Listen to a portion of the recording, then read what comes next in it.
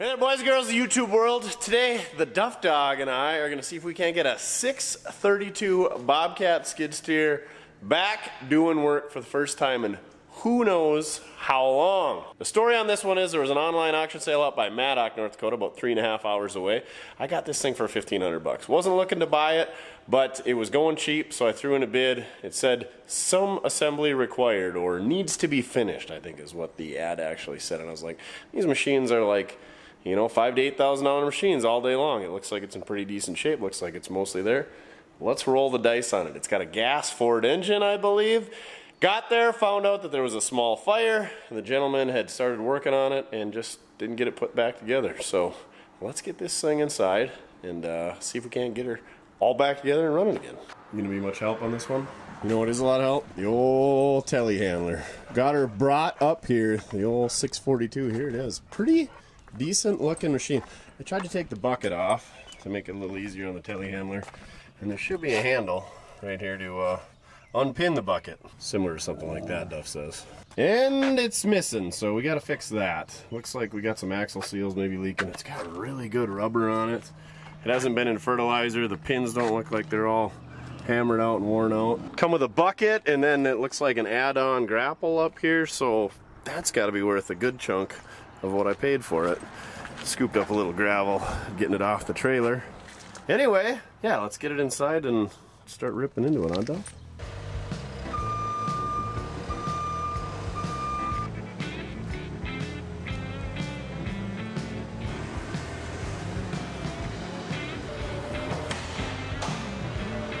You really can never have too many lifting devices. We got our S650 out back. We got Raimundo over here. This thing, we don't use a ton, but when we do, super handy. Got the telehandler back there. We don't use that a ton either, but we use it a lot more than that. And that thing is way good for picking up cars and dead skid steers. So the plan with this one is get it running, ding a few things up, you know, maybe fix that Bobcat pin, maybe not, I don't know, sell it as is, but that's the plan. Ding it up, sell it, make a quick buck. You know, it ain't been leaking around the cylinders. Like I said, the pins aren't all hammered out. Having good rubber is a big thing here. It is a gasser, so some guys think that's great because then they don't have to plug it in and it'll always start. They don't have to have special fuel. Obviously a diesel would probably last a little bit longer. Speaking of that, what's this thing got for hours? Not much for instrumentation in these bad boys. We got a battery charge meter, 3,132.8 hours, so actually below average, I would say, for a machine of this age. Got a couple fuses there, a couple dummy lights, fuel gauge, and a temp gauge. Obviously, this was the Clark era. So in case you weren't aware, I spent some time working for Bobcat, about 10 years. I was in the engineering department, I was in the tooling department, I was in the service department. I had a lot of hats that I wore over the years there at Bobcat. But anyway, Bobcat has been in the southeast North Dakota area for, well, since 1958, I guess. But, well, before that, E.G. Melrose started Melrose Corporation, and then he handed it down to his 4 sons. I can't think of all their names off the top of my head. And anyway, those guys actually met up with a couple of brothers, Lewis and Cy Keller, from the Rossay, Minnesota area. And the Keller brothers worked on a little project for Eddie Velo, who had a turkey barn that he needed to clean out. So they kind of came up with a turkey fecal matter scooping device. And they built that for Eddie, and then they built a couple more, and they got together. I guess one of their uncles worked for Melrose, and they got together with the Melrose brothers. They went to the state fair in Minnesota, and the rest, as they say, is history. So this machine was built many years later. I think those guys got together in like 1962 or so. Don't hold me to it. First machine was built in 1958 for Eddie, and then anyway, long story short, I know a little bit about the old Bobcats. I don't know a ton about this vintage though. Anyway, long story short, the Melrose brothers sold out to Clark. Clark sold out to Ingersoll Rand. Ingersoll Rand sold out to Doosan, which is a South Korean company, which is currently who owns Bobcat. So yeah, this thing's kind of got an identity crisis. It says Melrose, and then the gauges say Clark. So yeah, these were the Clark days. All right, let's check her out. Maybe, maybe not. I think it's got to be turned vertical. There we go. I believe this is a 1.6 liter Ford Similar to the Ford 2.0s and 2.3s and Mustangs, but not really the same. Who knows? I don't know. Looks like they got a new water pump on it. Here's that small fire he's talking about, melted some of this stuff. But I don't think it got that hot because it didn't melt the radiator hoses. So obviously we got to hook that up. There must have been a heater. We got to hook that up. Guessing this is the governor. We got to hook that up. The belts right here. Looks like the oil was changed in 4/4/20. So 5 years ago it was at least running. But yeah, there's a new distributor cap right there. Looks like it's got a new rotor on it. Obviously these things are carbureted and they got points ignition, pretty straightforward. We'll have to figure out a vacuum advance. I'm guessing we're gonna have to do a little bit of wiring, but pretty simple. Basically, will it run for us? Let's get into it. Let's get the radiator hose hooked up. Let's see if we can't figure out this governor. I'm guessing that bolts to there. Hopefully we got all the brackets. There's a big shield that goes on there. I think that's inside the cab.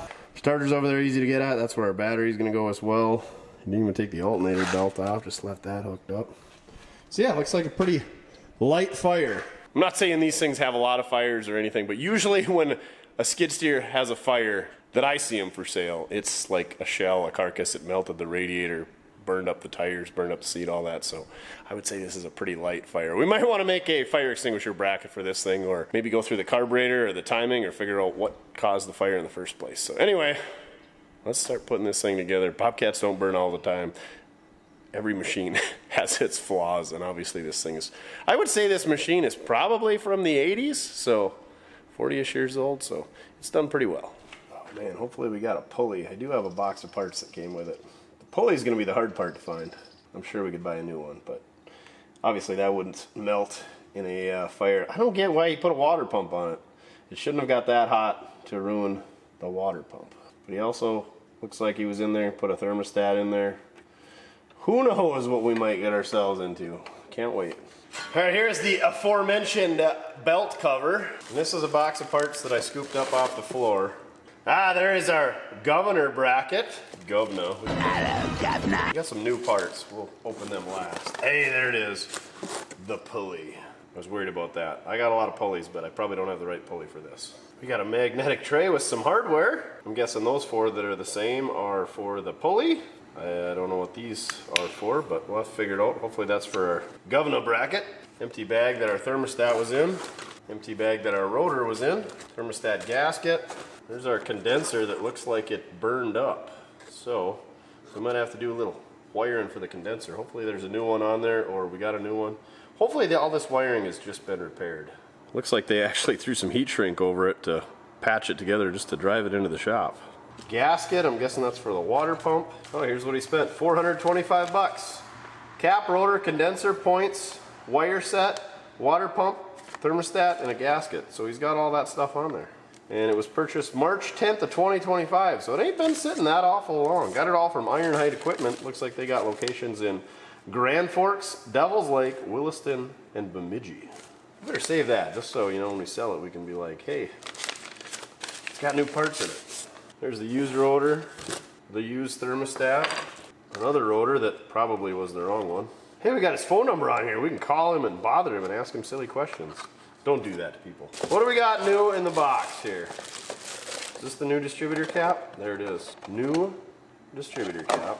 Holy buckets, that water pump was 170 bucks. The thermostat was 56 bucks. The wire set was 56 bucks. Condenser was $42.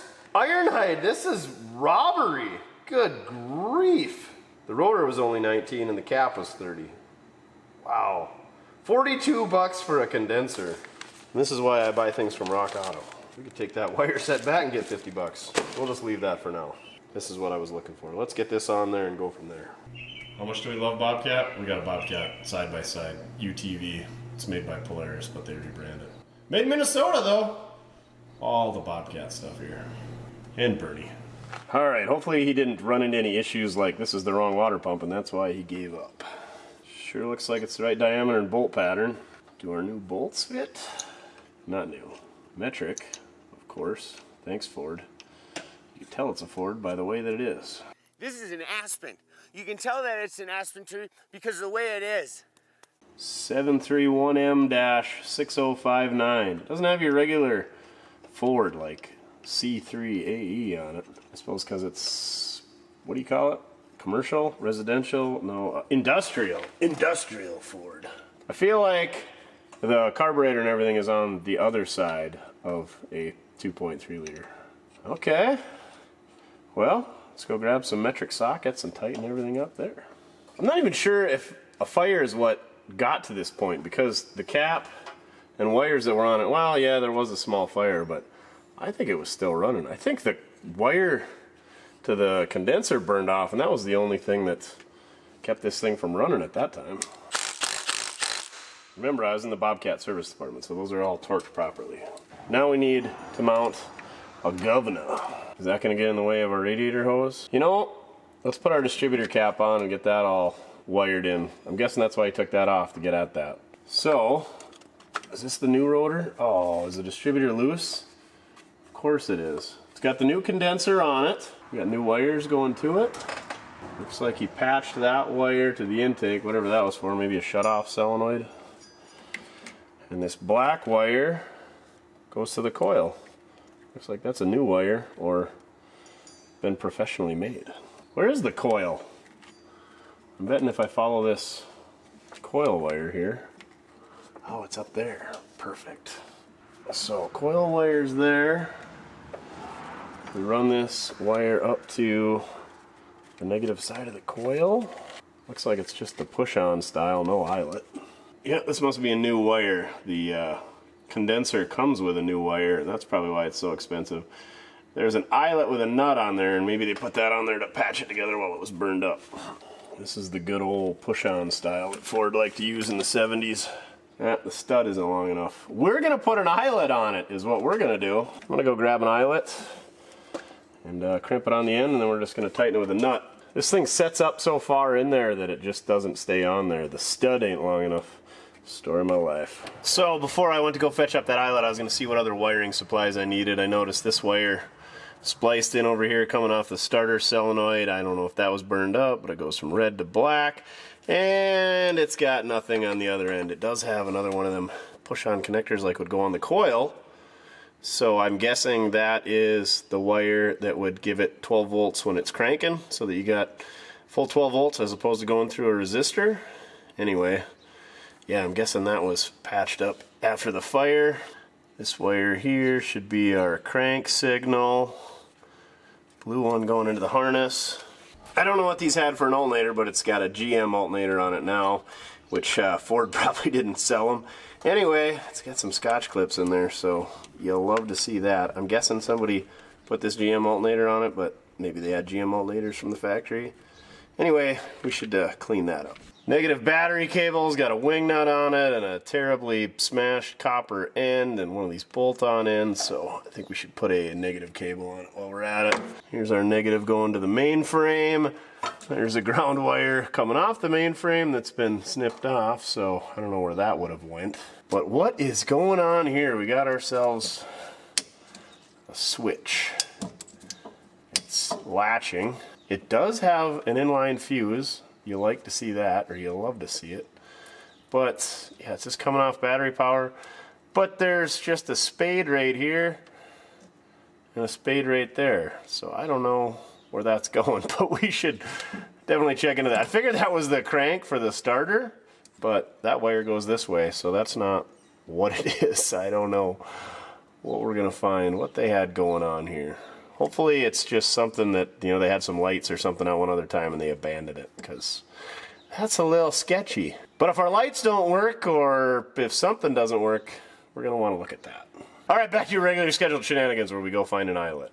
All right, I fished this wiring out of there, and yeah, they just had this hooked up to battery power, and then they had our switch here and our little mini fuse. Didn't go to anything, so glad we got rid of that, because if somebody would have pulled that switch on and that would have touched the ground, it would have blown the fuse. So yeah, 20 ampere.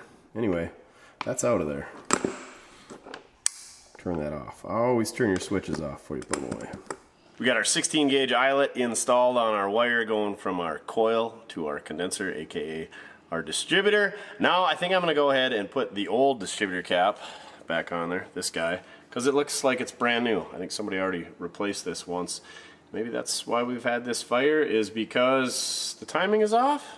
So here's the weird thing, hooked up the vacuum advance. This whole distributor can just move in place, and I don't see a good way to clamp it down. So I don't know, I guess maybe when we start hooking up the governor, it'll tell us what's going on there. But the governor runs the throttle rod from inside the cab, and then it runs to the carburetor.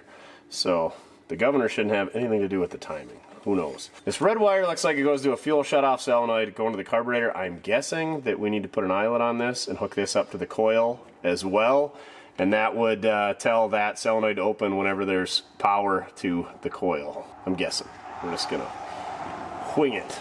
There again, I should have a schematic for this machine, but I don't, and I'm too lazy to look it up. So let's just go ahead and hook up our spark plug wires and we'll go from there. The reason I'm leaving all this on there is because the timing should have been right before. I'm just assuming that the person before me knew what they were doing. I don't want to go ahead and change all those right now. Just one thing at a time. Oh. There we go. Snap that bad boy into place. Coil wire is missing Das Boot. But we don't worry about that because we got a new set that hopefully we put on once we get this thing running good. Assuming that our timing stayed the same, we'll check that later. Everything should be good there. I really don't know why that moves back and forth. And I don't know how you would prevent it from moving back and forth. There's no hold down to the block. Strange. Alright, I'm guessing this wire probably goes off of that. Is that long enough? I don't know. We'll tie up the harness later. We can probably hook this radiator. Whoa! There's coolant in it. Don't worry, Duff doesn't drink that stuff. It's funny, there was a fire and he bought all these ignition parts, but failed to buy new radiator hoses. I'm sure these are the original ones. They're probably due to be replaced. Same thing with the belt. Come on now, Bradley. Okay, I know this wire harness has got to be on the back side. It's got to be. Alright, I'm unhooking that, and then we'll flip that on the back side. Go from there. Hold on. We're going to want the belt on the front side. Dangnammit! Go! Go! Go! Go! I love putting other people's messes back together. Yeah, that harness definitely clipped up there. Oh, you know what else will clip there? The dipstick, Jimmy. Think with your dipstick, Jimmy! Dang it. Why is antifreeze so slippery? Such good lubrication properties. Speaking of dipsticks, let's see if it's got any oil in it. Oh yeah, right up to the full mark. Nice and clean as well. Gotta like that. Wish they would have written the hours down on the filter so we could see how many hours it's got in the last 5 years. Okay. This is not a heater hose. It is, well, kind of a heater hose. It's for the intake manifold, so it's a water-cooled intake, I guess. And that hose is real soft. Probably should be replacing that. When we replace that hose, we'll go ahead and replace this wire clamp as well. Cool. What did we forget? Looks like we got one more P-clip holding the wire harness up over here, but look at this, there's a ground in there. Definitely gonna want to put a bolt in there so that we got that ground hooked up. It's probably for something real important. Let's use that one. Well, let's also make sure we get the eyelet through the bolt. That would be disappointing.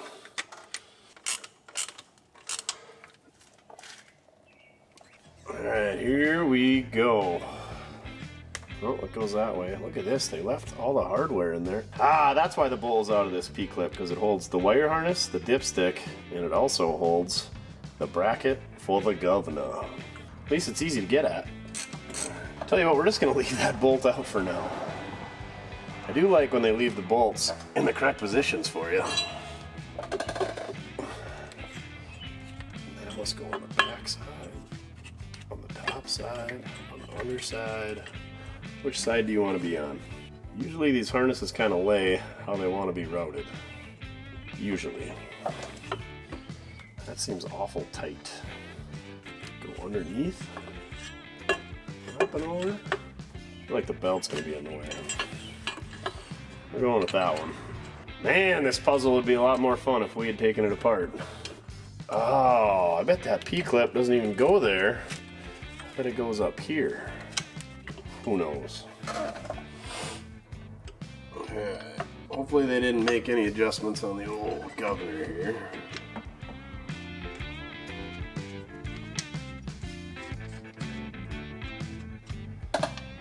getting somewhere.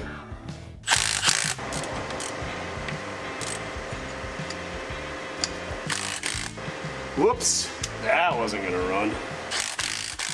Guessing these bolts are for the belt cover. We're gonna put another eyelet on this wire going to that fuel shutoff, and we're gonna hook that right up to the coil and see what happens. That's what it's gotta be. Once you got ignition power, it kills that solenoid.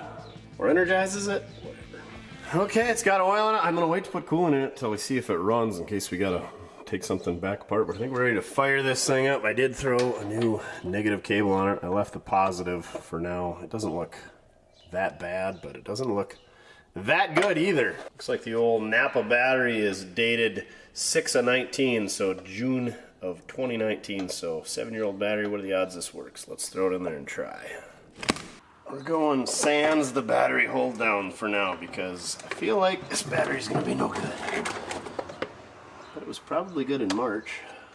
Alright, no sparks. Let's see what happens. Hopefully the fuel pump comes on with the key. No fuel pump. We do have cranky crank though. Never reach into a machine and turn the key just in case it wants to take off on you. Always be sitting inside so you can shut her down or pull the levers back into neutral. I definitely was not reaching around here and turning the key over. I did, however, notice that. Is that starting fluid? Not what you want to see. Maybe that's why we have a small fire. Usually you can tell how many hours by how worn these hand grips are, and they're super nice, and how worn the seat is. And it's got a few cracks in it, but pretty good shape overall. This machine apparently never had glass in it. Looks like it's just the open cab model. And if the lights are busted out and the top of the roof is all smashed in, she's had a hard life. This one's got a few dings on the roof. Got a little bow to her, so something's been up there. Maybe somebody just stood on it. Who knows? Looks like this light has seen better days. So it's not firing, and also the fuel pump, I can't hear the clickety-clack, and I thought these would have a mechanical pump originally, but I don't see a provision on the block. I don't know what's going on there. Anyway, let's get the power probe out and see if we got power at the fuel pump. Maybe the fuel pump's bad, who knows. The wiring saga continues. So this wire that somebody's freshly wired comes from the starter solenoid over to the fuel pump, and I don't particularly like that because the starter solenoid should only have power when it's cranking, and then it can send power out to the coil when it's cranking. So only when it's cranking. So this wire is not supposed to be wired to that, and you can tell somebody just did this. This is all fresh wire. Anyway, the harness right here, look at this. See this wire peeking out, and of course that's got 12 volts when I turn the key on. Let me show you. We got fuel pumpage. So there's 2 wires coming into that splice right there coming out of the factory harness. So I think one of those wires is supposed to go to that fuel shutoff solenoid so that when you turn the machine off it stops sending fuel through the carburetor. I'm not exactly sure how they work. A lot of small engines have it. But anyway, right now I've got that wired up to the coil, and I don't like that because usually the coil, and in this case only has like 8 volts. It's usually the way it is. Sometimes they're inline resisted, sometimes they're not, but this one's got a resistor somewhere. So I'm going to unhook that because that's pulling a lot of amperage coming off of that solenoid. So I'm going to go ahead and wire both that fuel solenoid and our fuel pump to that wire right there, and if we blow a fuse then we know that we got to wire one into a different circuit. But anyway, I'm going to tie those into that and get them off the coil, get it off the starter solenoid, and then we'll give her a whirl. So yay for wiring. Yay for people who shouldn't be wiring things that I end up with. Yay for you guys for getting wiring content, because I love wiring. It's so simple, but some people make it so hard. It's kind of like life. Simple people make it hard. Oh, if you want to know what flag we got, student athlete, and then we got the beer pong cups. DB needs to change it. It's been up for a few weeks. Here's the wire going to that fuel solenoid. I had this hooked up to the coil. That was a bad mistake on my part. Not a bad mistake, just a mistake. But anyway, when we touch it to this power wire that's hooked up to the key, listen.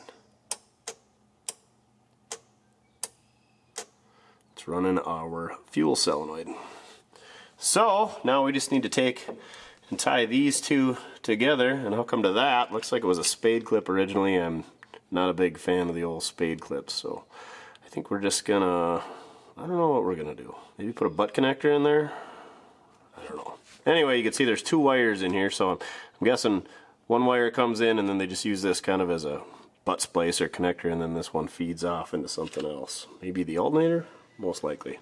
Anyway, trying to figure out what the cleanest and easiest way to do it is. I think a butt splice will be just fine. Remember how I said I don't like spade connectors? Put a spade connector in it. It was the easiest thing to do. And if it was good enough for the old 642 when it was new, it's good enough for it 50 years later. I think we're ready to give this thing a whirl, see what happens. Definitely didn't check for spark or fuel or anything else. We did check the oil. We gotta put coolant in it, but see what happens. Slingshot engage. Slingshot engaged.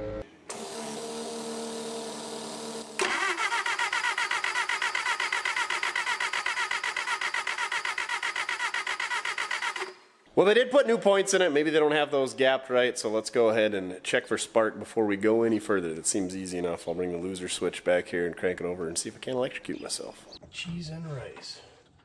By the power of Grayskull. Ow! Yep, it's got spark. Now, can we crank it remotely? Nope. Gotta go to the other side. Bobcat knew it was up. It's got a GM style starter on it, GM style alternator, and a Ford motor. Now do we got cranky crank? Sure enough. Man, that starter sounds ishy. Guess we'll probably be rebuilding that. Let's go turn our key on and then check for spark. Let's unhook our coil wire first. Let's go ahead and kill that annoying fuel pump. Alright, please don't spark me. Spark me, electrocute me. Can you guys see that? Here we go. Oh, I'm cringing already. I know what's going to hit me. Here we go. Actually, it's not going to have any spark, let's be honest.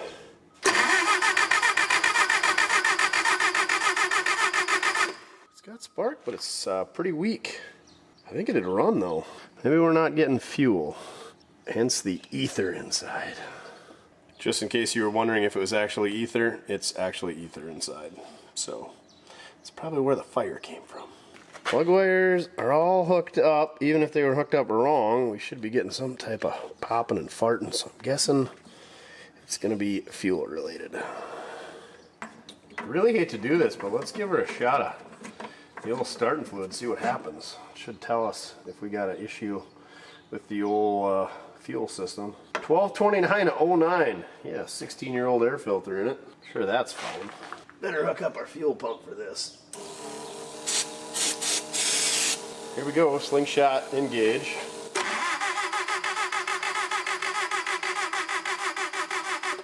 I think our 2019 battery's about ready to give up the ghost, but I still don't know why it's not starting. Maybe we should adjust the points a little bit. Maybe we should have done that when we could get access to the distributor cap.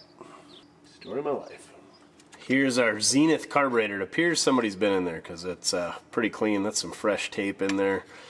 Anyway, here's our fuel shutoff solenoid right here. I'm going to go ahead and pop that sucker off there, and there should be a pin on the inside that we got to grind off, unless somebody's already been there and ground the pin off. It does have a manual choke. And there's the pin we got to grind off. So instead of going to a grinder and lighting all this gas up, we're just going to take the old power slot by Irwin, not a paid promotion, and just go pew! Hepatitis, see you later. I'm guessing that plunger goes in and out and prevents fuel from getting into the carburetor. And while we're at that, let's go ahead and just nip that off there as well. We should probably stick a fuel line on it. Looks like that got a little warm and said fire. Fire. Fire! Carburetor's back on there. We got ourselves a new fuel hose. They had a 3/8 fitting on this end and a 1/4 on that one, so we put a 1/4-inch fitting on here, so that matches up a little bit better. I did find the fuel pump. It's hidden back behind the carburetor, so there's a mechanical pump. I don't like these electric ones. They go bad. They don't put out enough pressure. They put out too much pressure, so I might look into a mechanical pump long term, but this thing's probably going to go away, so let's give her a whirl, see what happens. I did find that both fuses in the instrument cluster were popped, so I replaced those, and now our fuel pump's running again when I turn the key on. What do you say, Duff? Should we see if it pops off? He's dog tired. He's enjoying the AC. It's way too hot this afternoon.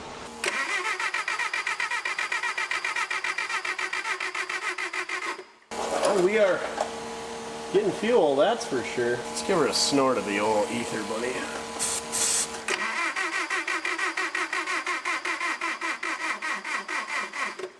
Two things. It doesn't run, and the battery is about kaput.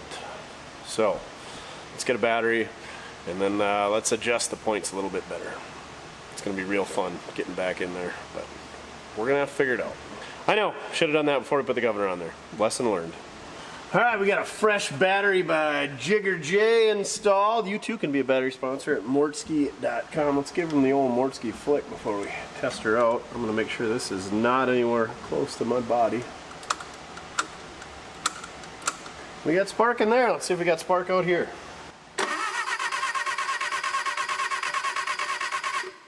Oh yeah, all kinds of spark. Let's throw it back together and see what happens.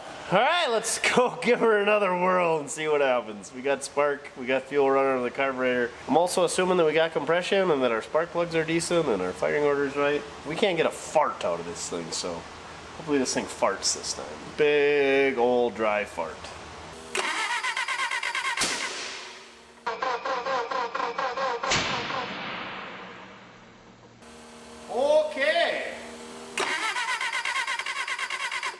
Well, we definitely got fuel and we definitely got spark, we definitely got compression. I'm guessing our timing is off or our plugs are wet. So let's go ahead and pull spark plug number one. I assume it's at the back of the engine or the front of it or whatever you want to call it. The one closest to the water pump. And we'll figure out where top dead center is and figure out our timing and all that good stuff and see what the plug looks like and go from there. That plug right there doesn't look too bad and the one next to it. But those other two, they aren't too bad. The saga continues. We got her set to top dead center, and sure enough, the firing order was 180 degrees off, so I'm guessing somebody swapped the plug wires around. Also, that is a number 63 auto light, and they don't look that great, so we're going to throw some new ones in. And guess who just happened to have 4 brand new ones sitting on the shelf? Shout out to whoever sent us these things. People send us random stuff, and we like random ignition parts, because we use random ignition parts when we do random projects. Such as a Bobcat with a Ford 4-cylinder, 1.6 liter. On the internet, guys call it Kent. A Kent motor? I don't know. Firing order is 1243. Yeah. It's a weird firing order. Turns counterclockwise. Ford things. So, let's put some new plugs in and see what happens. Just keep finding more things. Working on these back 2 spark plugs. I'm guessing that was an exhaust leak. So we should probably take those out without snapping them off and seal that up if we can ever get it to run. But look at that, Bobcat uses the flexi exhaust from the factory. Pretty common on agricultural and commercial equipment, industrial equipment I should say. How do people run stuff like that? Good grief. These are also notorious for rotting off, and it looks like somebody has replaced this at one point. Let's do a little compression check while we're in here by the old finger. It's calibrated, don't worry. Oh yeah. Real nice. Come on now. We got compression. That ain't the problem. Let's spin those new Autolite 63s in there, and then since we already got half of the spark plug wires unhooked and we know that the firing order is, let's go ahead and throw those new spark plug wires on. Really get this thing tuned up and running, hopefully. Fresh set of wires, fresh set of plugs, got them gapped, got them definitely torqued, firing order's correct. Let's see what happens. Duff says it's gonna be good to go. He also says, I don't want to bang like the last time, because it sounded like a 30-06 going off in here, didn't it? Or maybe a 30-30 Winchester with open sights. Yeah. Is there another kind of 30-30? Gotta have the open sights. All right, here we go. You wanna go hit the key? That'd be great.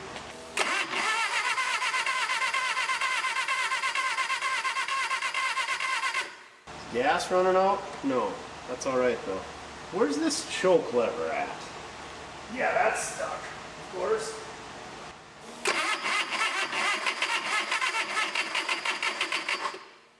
Should definitely not have pulled the choke, because now that's stuck on. Of course the cable is seized up. Why wouldn't it be? It's definitely kicking back on the starter, so we got too much timing. And I don't know how to lock that distributor down, but we can rotate it a little bit. So if it's going counterclockwise, we need to rotate the cap counterclockwise. Let's try that. It's alive! It's alive! Give her some throttle, Duff.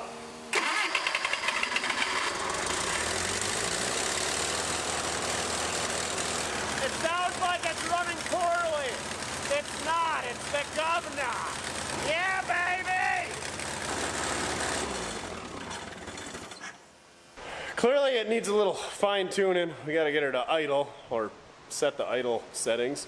And also it's got a terrible exhaust leak. So let's just go ahead and try to snap off those bolts on that exhaust manifold. I didn't want to mess around with that until we got it running, because there's no point in fixing an exhaust leak on an engine that doesn't run.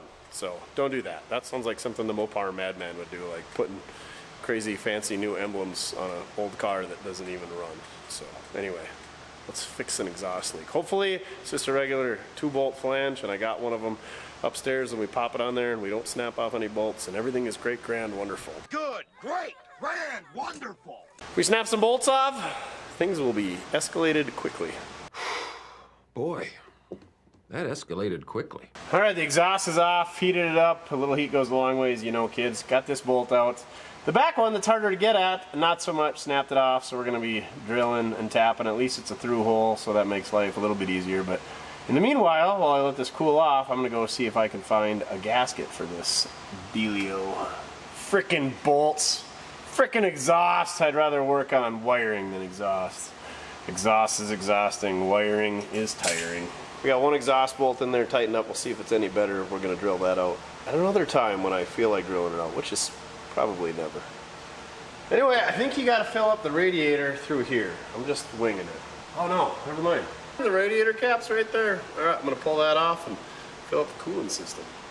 I can get this cap off. No room for my fat fingers. Are you kidding me, Bobcat? What kind of baby hands are gonna fit in there? All right, there we go. Cool, now we just gotta round up some ethylene glycol, better known as green coolant. Please don't have any leaks. Whoa. Big burps. Well, hey, look at that. It's got a patent in 1980, so it's at least 1980 and newer. No leaks yet. All right, I think she's full.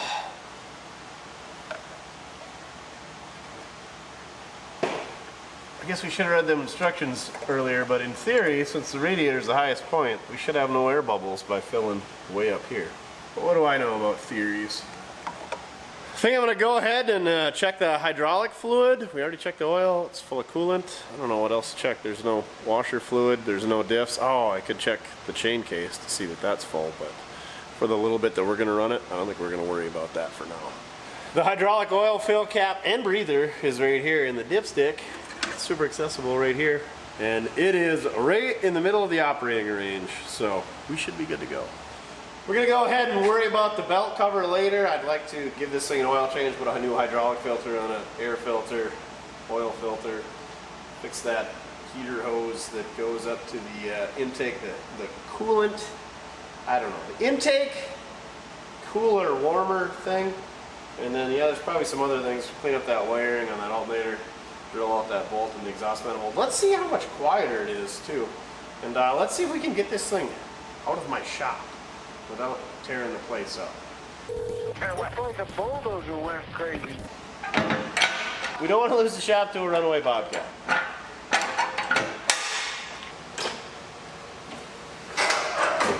Alright, here goes nothing. Ooh, that seat is nice. Safety bar engaged. Either it's out of fuel or the fuel gauge doesn't work. Volt gauge works, however, to be determined on the temperature gauge. Come on, start for us, baby. Oh, it's even quieter. Hydraulics? Oh, yeah. Heck yeah, we got ourselves a skidsteer.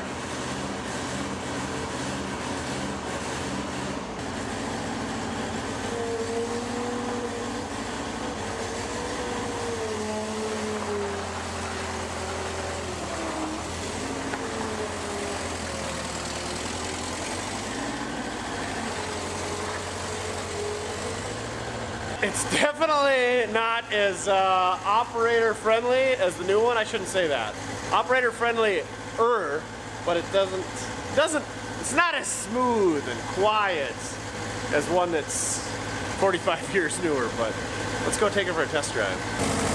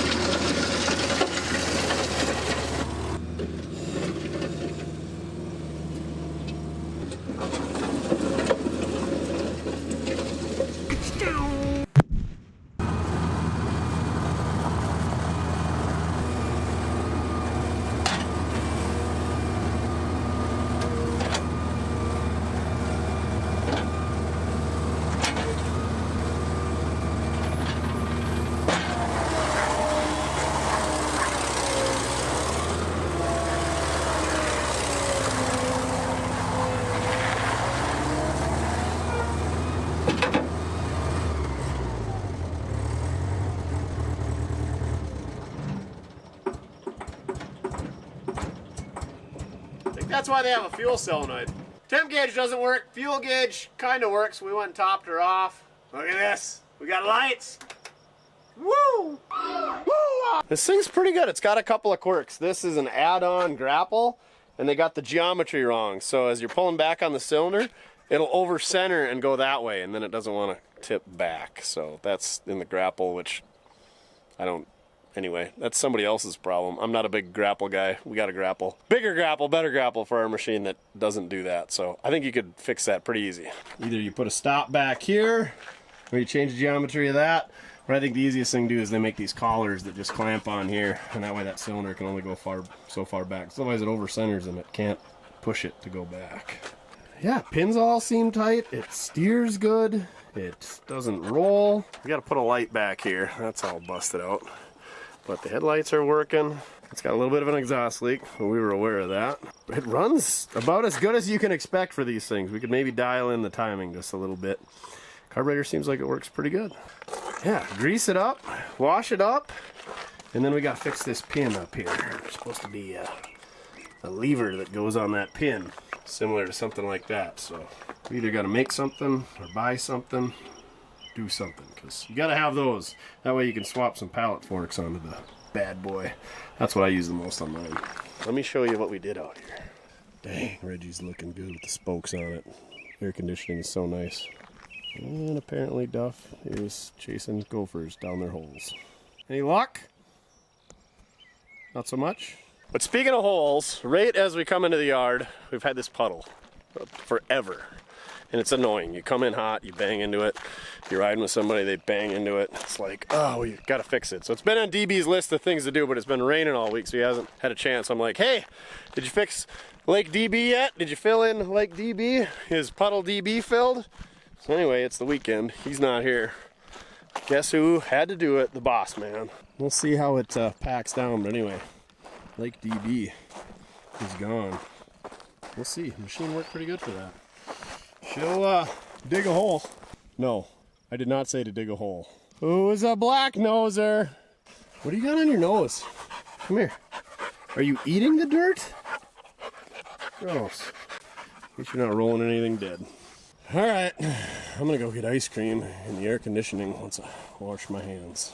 You wanna go get ice cream, or are you just gonna eat grass? That's a good looking unit. Oh, I guess we're gonna have to fill in that puddle so that somebody doesn't lay in it on hot days. You like them above ground pools? Yeah, me too. So one of the problems with these skid steers is they got this flat floor here, and that's where all the debris piles up, and oil and dirt and grease and gravel and leaves and cow poop and fertilizer. So we're gonna get the pressure washer out. We're gonna clean this all up.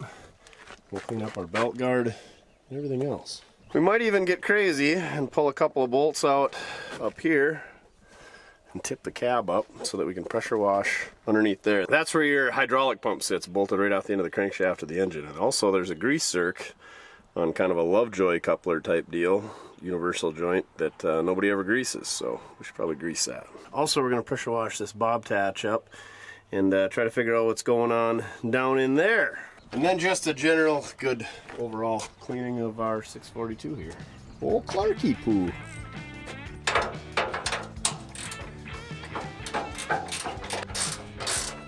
Why is that spinning? Ah, good grief.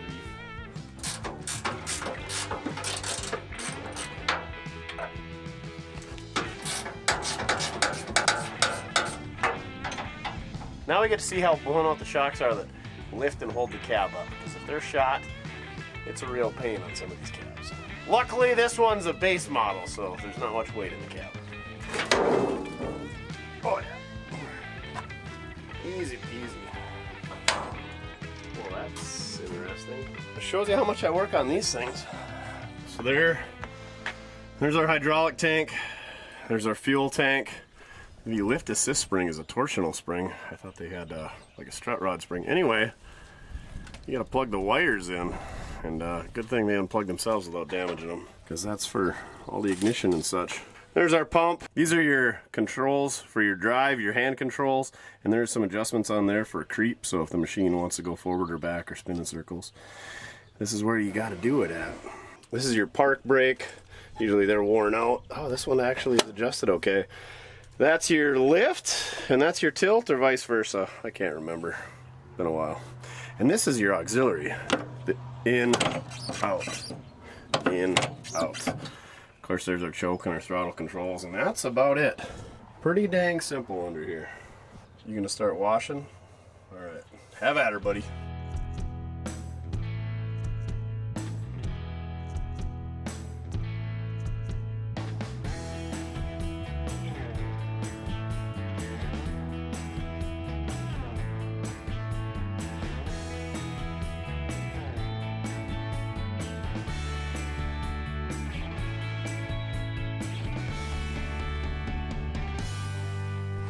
She's all cleaned up, but now we got to try to get that pin out, and it's been a while. Sweet yellow gold wang. I tried the big hammer, I tried the air hammer, but all kinds of dirt and stuff sits in there, and so that pin is rusted in. They call them the wedges, the Bobcat wedges. We got to try to get that out so we can get the Bobcat off, and then we got to either free it up or buy new ones and replace the handle and spring and everything else. So that wedge goes through there, and then there's a spring over here, and then a lever that over centers it and pushes down against that spring so that it over centers and can't come back up on you. And then obviously there's a little mud flap on there to keep the crap out of there, but that's what we're missing. And it's been a while since that thing's been off. I can't really show you guys because it's dark in there, but it's super rusty, and that pocket was full of dirt and debris and other crap. So now it's time to get the torch out. See what happens.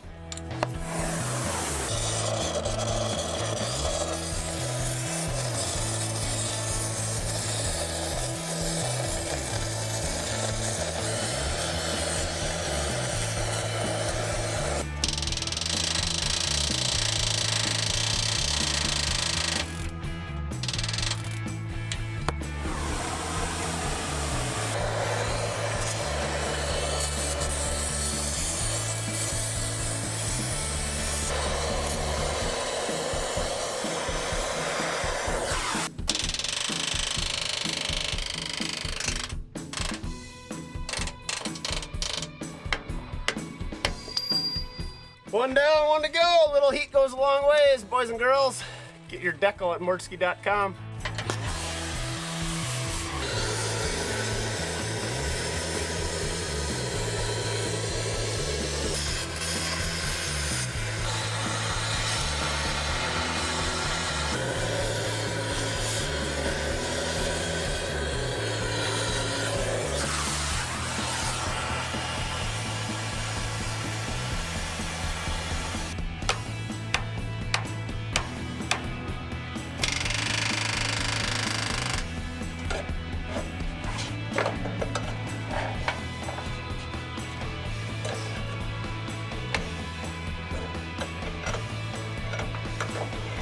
Well, here's what led to that situation. I got the lever open, but our pin is stationary. So something in there is busted. Hopefully the air hammer can knock her loose. There we go. In theory, we should be able to take the bucket off now.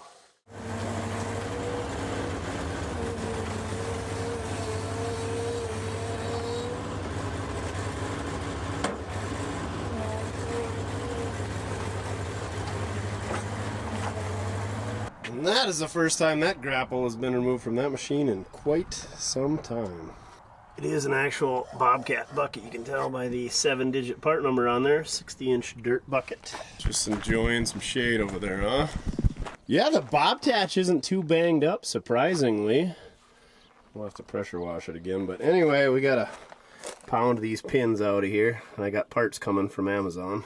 Some Ling Tao something or other. 96 bucks for both sides. It says it'll be here in 4 days, so I can only imagine how nice it'll be. A whole new Bobcat, another Ling Tao brand, 1,450 bucks. So yeah, we're gonna go ahead and throw some parts at it. I'm guessing, judging by Bobcat charging the money they do for a condenser, that these same parts that are gonna cost us 96 bucks would be about 700 or 800 bucks. Maybe we'll check Monday when they open it up. But anyway, it's nice out, and we got a Roadster and a bunch of old cars that need to be driven. So Duff and I are gonna go find some ice cream and do hot rod things. So we'll see you guys another day when we work on this thing.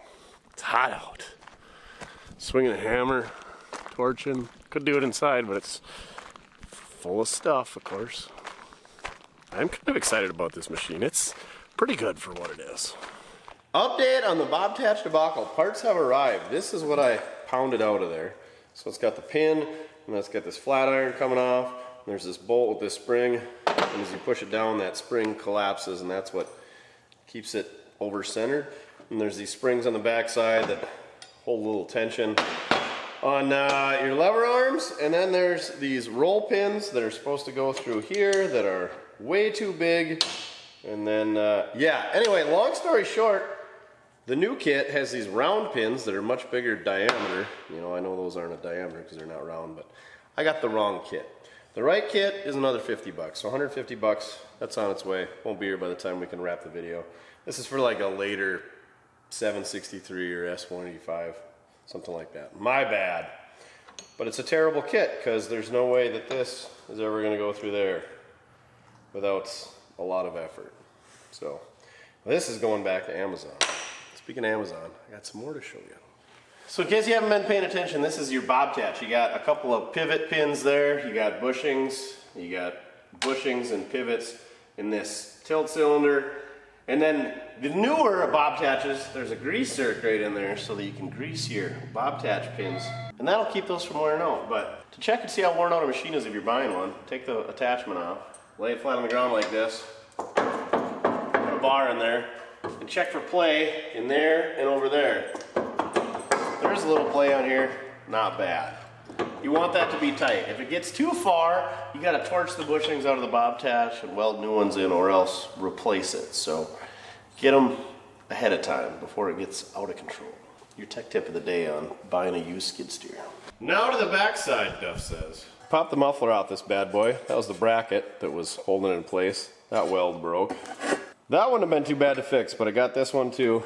And then it's got this giant gaping hole right there and one there. So another 150 bucks. No, I think it was 107 bucks. 106, 107 off Amazon. Hopefully that fits better than the first Bobcat. We'll put a new muffler on there. And this is where the muffler sits. I'm gonna take that little grate off the top. But you can see crap builds up in there. So take that cover off once in a while and clean out your old radiator and clean the stuff out of there. And your muffler won't rust out as often. Your second tech tip of the day. Anyway, those parts won't be here for a while. So there you have it. We took this non-running $1,500 skid steer. Now we're waiting on some parts. We probably are gonna have another 500 into it, so say $2,000. But we're gonna have a really good machine. I'm hoping we can get triple our money, maybe quadruple our money. We'll see. First we gotta get the parts from Amazon, the right parts, and get them in there. Hopefully they fit. And then we gotta do the same thing with the old muffler.